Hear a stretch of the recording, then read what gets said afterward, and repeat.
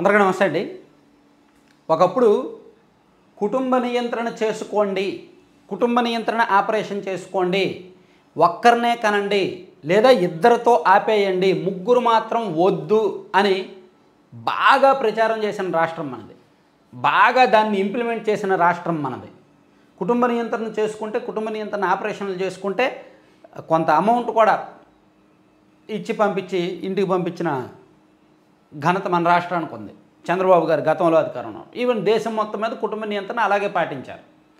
అటువంటి రాష్ట్రంలో ఇప్పుడు ఎందుకు పిల్లల్ని కనండి అంటున్నారు? పిల్లల్ని కనండి, పిల్లల్ని కనండి. ఒకప్పుడు ఇద్దరు కంటే ఎక్కువ మంది ఉంటే స్థానిక సంస్థల ఎన్నికల్లో పోటీకి అనర్హులు.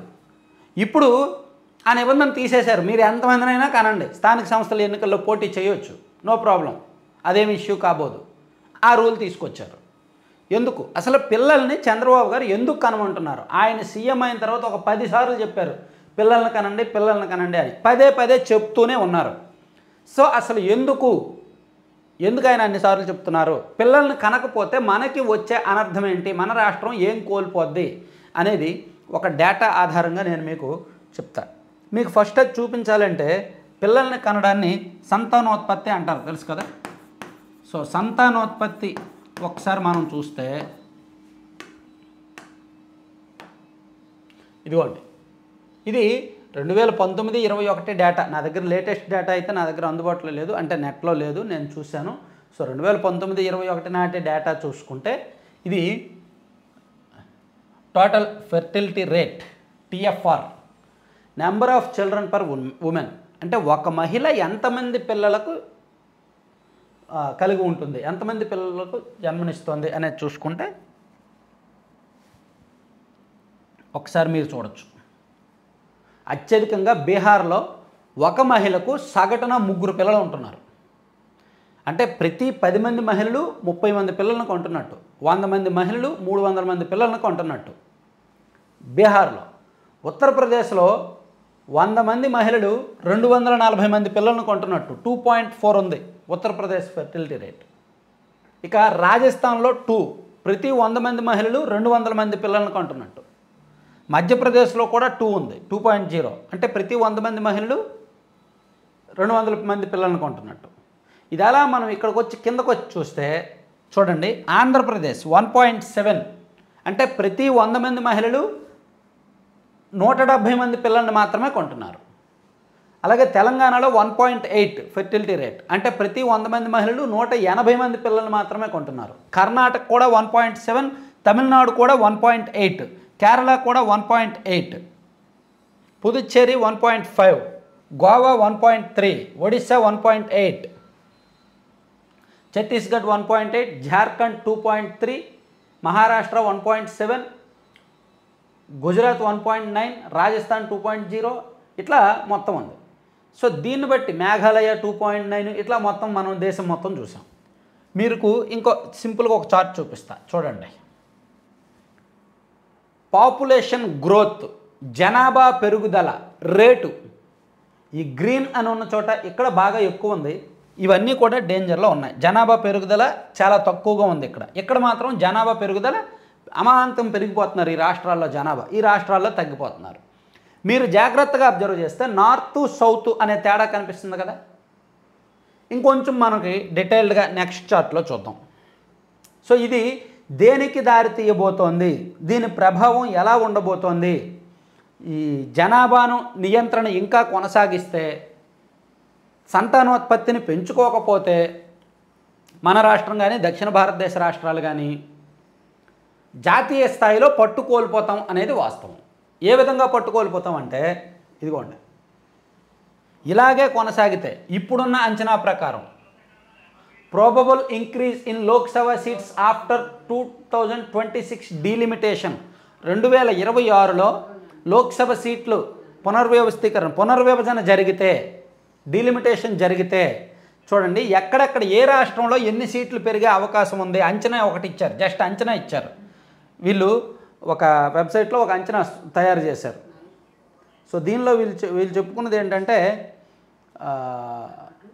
రాజస్థాన్లో డబుల్ అవుతాయంట, ఇప్పుడున్న ఎంపీ సీట్లు డబుల్ అవుతాయి, 100% పెరుగుతాయి. బీహార్లో 98% పెరుగుతాయి. అలాగే మధ్యప్రదేశ్లో 79% పెరుగుతాయి. ఆంధ్రప్రదేశ్లో కేవలం 29, ఆంధ్రప్రదేశ్ అండ్ తెలంగాణలో 29% మాత్రమే పెరుగుతాయి.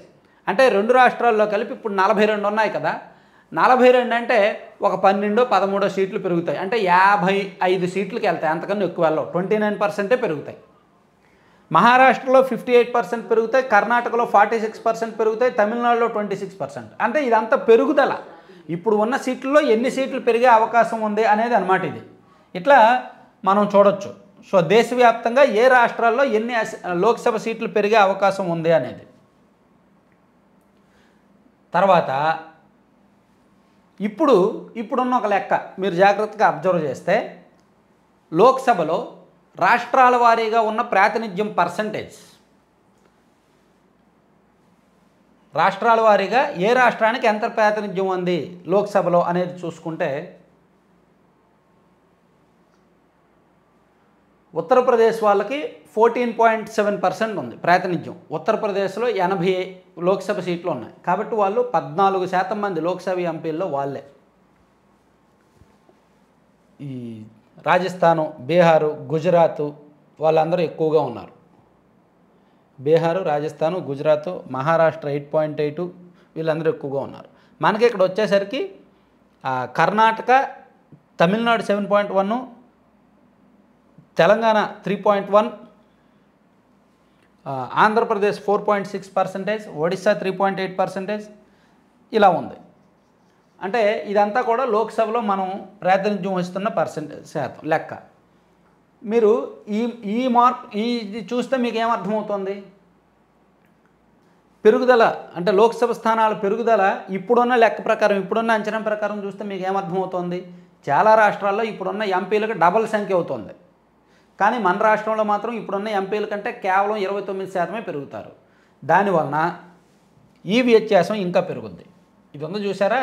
ఈ వ్యత్యాసం ఇంకా పెరుగుద్ది. అంటే ఓవరాల్గా చెప్పొచ్చేది ఏంటంటే, సౌత్ ఇండియాలో ఈ లోక్సభ మొత్తం మీద 846, సుమారుగా 846 లోక్సభ స్థానాలు ఉంటే, అందులో 550 వరకు నార్త్ ఇండియాకు సంబంధించిన స్టేట్స్ నుంచే ప్రాతినిధ్యం ఉంటుంది. 550 వరకు సుమారుగా. 300 దిగువన 300 కంటే తక్కువ మంది సౌత్ ఇండియా నుంచి ఉంటారు. దానివలన నార్త్కి సౌత్కి కొంత వాల్యూ పడిపోద్ది. ఒకవేళ ఇది దేనికి దారితీస్తుందంటే, ప్రాంతీయ అసమానతలకు దారితీస్తుంది, ఆర్థికపరమైన అసమానతలకు దారితీస్తుంది, అభివృద్ధికి సంబంధించి నిధుల విడుదలకు సంబంధించిన అసమానతలకు దారితీస్తుంది. లోక్సభలో వాళ్ళ రాష్ట్రం నుంచి ప్రాతినిధ్యం ఎక్కువ ఉండేసరికి వాళ్ళ రాష్ట్రాలకే నిధులు ఇచ్చుకోవచ్చు. నార్త్ స్టేట్స్ వాళ్ళందరూ కూడా కలిపి మ్యాజిక్ ఫిగర్ సాధించేస్తే సౌత్ని పట్టించుకోకపోవచ్చు. ఇలా అంటే లోక్సభలో ప్రాతినిధ్యం, లోక్సభలో ఇంపార్టెన్స్, అలాగే జనాభా ఆధారంగా నిధులు ఇచ్చే ఆర్థిక సంఘం నిధులన్నీ కూడా జనాభా ఆధారంగానే వస్తాయి. 1000 మంది జనాభాకు ఉన్న గ్రామానికి ఒక కొంతని, 5000 జనాభాకు కొంతని అలా వస్తుంటాయి.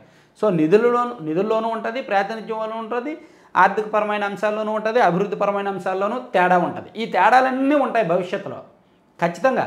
సో మనకి ఎప్పుడైతే జనాభా గ్రోత్ రేట్ తగ్గుతోందో, ఫెర్టిలిటీ రేట్ తగ్గుతోందో, అది రాజకీయంగా కూడా నష్టం జరుగుద్ది.